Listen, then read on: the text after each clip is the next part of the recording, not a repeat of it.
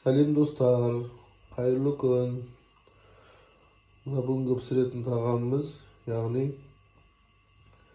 капуста мен пирожки духовкаға пісіріледі. Енді қамырдың құрамына 5 кесе ұн, шай кесемен 1 қасық шай қасықпен тұз, 1 қасық тұрыш, одан кейін жұмыртқа, 1 ас қасықпен майонез, 200 грамм стаканмен 2 бокал су құясың. Мына енді қазіргі құрамына 1 штук жуа, 1 штук сәбіз үккіштен өткізіп аламыз. Капустасын турап аламыз, майдалап. Сөйтіп 1 қасық ролтон, 1 қасық бұрыш, 1 қасық тұз шай қасықпен. Осыларды қазір қуырып, майға, тапаға. Пирожкидің ортасына салып, духовкаға салып пісіретін боламыз. Ары қарай көрсетеміз, күтіңіздер. Енді жуасын қуырып бастадық. Енді ішіне шамалы қуырғаннан кейін осы морковты салып, қып-қызыл қуырып аламыз. Қазір капустасын саламыз. Барлығын қуырып алып, пирожкиміздің ортасын салатын боламыз.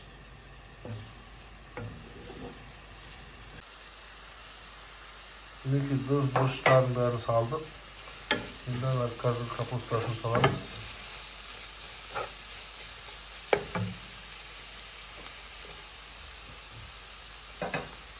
Капустасын салып, қолмен қуырып алатын боламыз. Мінекей дайын болды, ішіне салатын капустамыз. Осындай қылып салып, духовкаға қазір пісіретін боламыз, барлығын дайындап. Бетіне жұмыртқаның сарысын жағып салатын боламыз. Табанын майлап алдық астын. Сөйтіп духовкаға 200 градусқа қойып аламыз 6 сағатқа, 20 минутқа. Мінекей достар, барлығы пісіп шықты. Капуста пирожкиміз енді жағын көрейік. Ападем піскен екен.